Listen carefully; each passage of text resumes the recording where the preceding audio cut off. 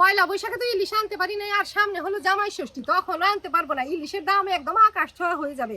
তাই ভাবলাম এখনই একটা ইলিশ মাছ এনে রান্না করে খাই, আমরাও খাই, বাচ্চাদেরও খাওয়াই। যাই হোক, বছরে তো 2-1 বার ইলিশ আনতে হয়।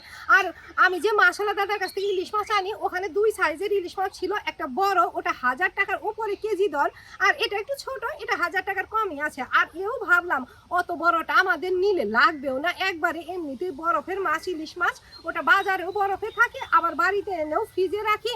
আবার বড় সাইজের ইলিশ আনলে কেটে কুটে অর্ধেকটা রান্না করবো, বাকিটা ঘুরিয়ে খেয়ে দেবো।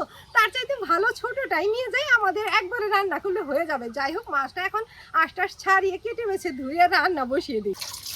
জল ঢেলে দেই, জল ঢেলে আঁশ তুলে নেব।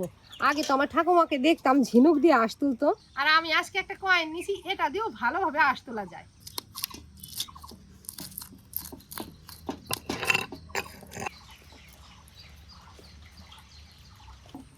গামলা থেকে আমার এই যে নামিয়ে নিচ্ছি, গামলাটা তো চাপা, ফ্ল্যাট না, এটার মধ্যে সুবিধা হয়।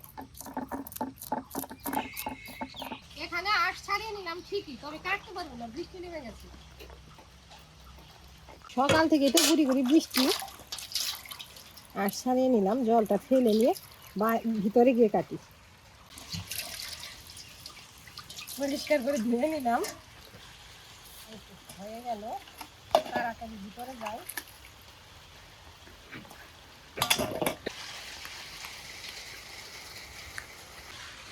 আর আগে মাথা কাটবো, আগে কান কোটায় কেটে নেই। মাছ তো পুরাটাই আমার হাতেই আটে, যদি বড় মাছ হতো হাতে আটতো না, তবে মাথাটা আগে কেটে নিতাম।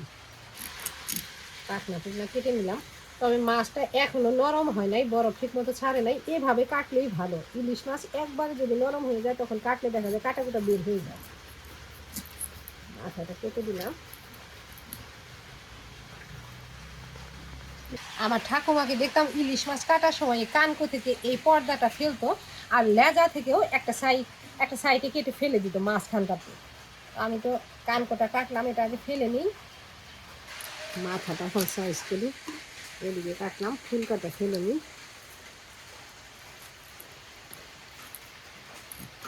ফেলে দিলাম, ঠোঁটাটা 2 দিক থেকে কেটে দিই, মাছের নোংরা টোংরা আছে বেরিয়ে যাবে। পিঠের পাখনাটা ফেলে দিলাম। এটা তো আর গাদা পিঠে আলাদা করবো না, একদম বরাবরই কাটবো।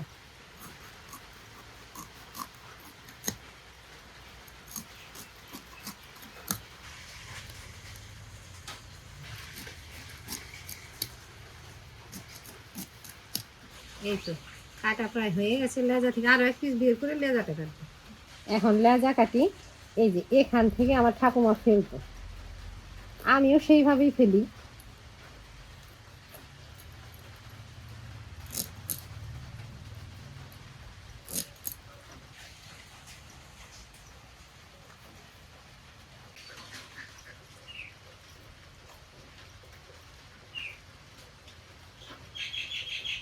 বেশ অনেকটুকুই হয়েছে, আবার অত বেশি হয় নাই যে আমাকে রেখে দিতে হবে, পুরোটাই রান্না করলে আমাদের হয়ে যাবে।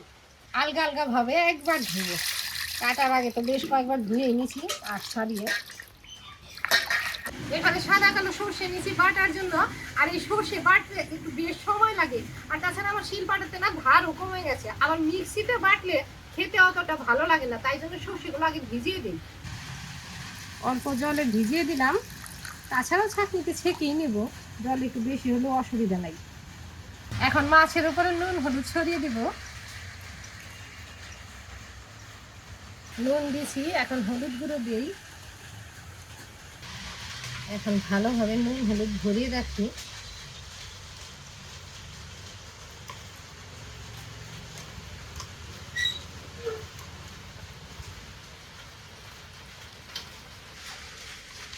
একেবারে ভালোভাবে ভরিয়ে নিলাম, যাতে নুন হলুদ ভিতরে মিশে যায়, মাছ আর ভেতো ভেতো না লাগে।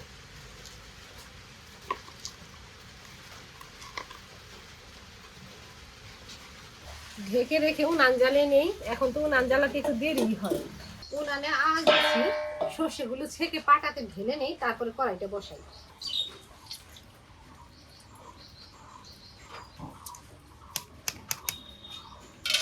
এদিকে উনানও পুরোপুরি জ্বলে গেছে, কড়াইটা উনানে বসিয়ে দিই।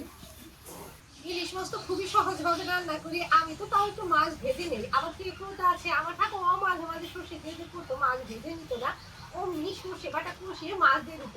তবে আমার ফুকি তো যে কোনো মাছ একটু ভেজে রান্না করলে খেতে বেশি পছন্দ করে। তুই ওই হালকা ভাবে ভেজে নিবা আর ওই তেলে কালো জিরে ফোড়ন দিয়ে সর্ষে বাটা দিয়ে দিবি। সর্ষের মধ্যে নিলাম নুন, আগে একটু ওগুলো বেটে নিই, তারপর কাঁচা লঙ্কাও নেব। এক বাটা দিলাম। ওদিকে কড়াই গরম হয়ে গেছে, কড়াইতে এখন সর্ষের তেল দিতে হবে। সর্ষের তেল নেই, সবটুকুই তো রান্না করবো, মাথা লেজা কাটা কুটা যা আছে সবই রান্না করবো সর্ষে দিয়ে। আগে পিসগুলো ভাজি, পরে কাটা কুটা ভাজি।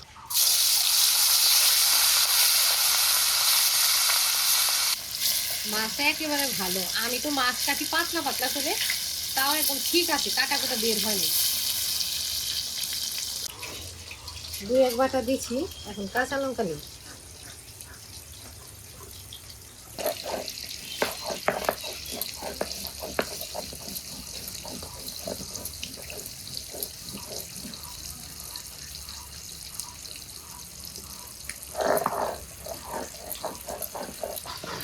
সর্ষে বাটাটা তো আর ছেঁকে দেবো না, তাই একটু মিহি করে বাড়ছি। যদি ছেঁকে দিতাম একটু আশ টাশ থাকলেও হতো। মাছ ভাজা হয়ে গেছে,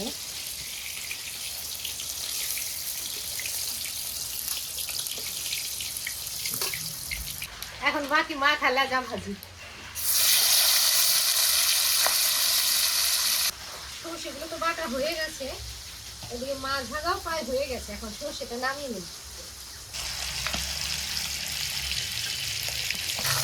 এইগুলো ভাজা হয়ে গেছে, এখন এই তেলে কালো জিরে ফোড়ন দেব।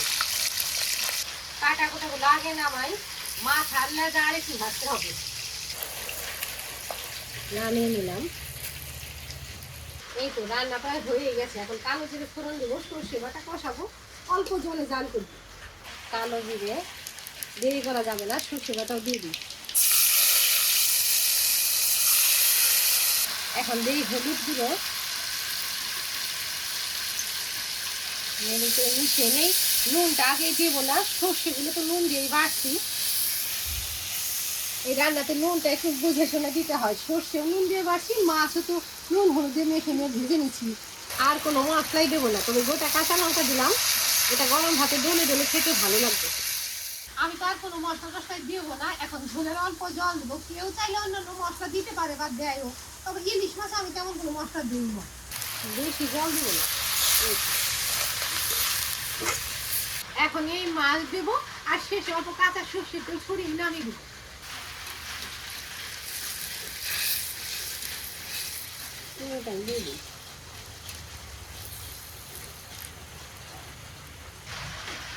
অল্প লবণ লাগবে।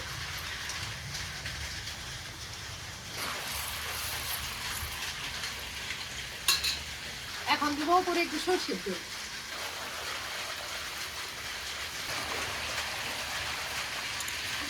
একটু ঝোল ঝোল রাখলাম, না রাখলে কি দিয়ে ভাত মেখে খাবো। আমি ইলিশ মাছ রান্না করলে এভাবেই রান্না করি বেশিরভাগ সময়। তো কেউ আমাকে বলে সর্ষে দিয়ে দিয়ে এত জাল দেওয়া হয়, খেতে আবার টিটা টিটা লাগে না, একটুও টিটা লাগে না। মানে তোমরা একটু কেউ কেউ এভাবে রান্না করে খেয়ে দেখো কতটা স্বাদ লাগে। রান্না হয়ে গেছে, এখন ঢেলে দেবো। সর্ষের তরকারি কাঁসা থালাতে ঢাললাম না, স্টিলের থালাতে ঢাললাম।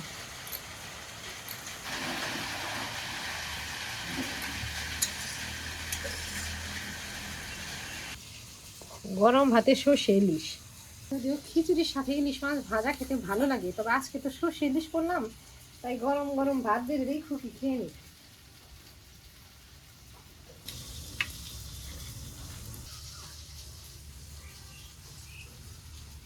একটা কাঁচা লঙ্কা ডলে ওই পুরো ভাতটাই মা আমি খেয়ে নেব।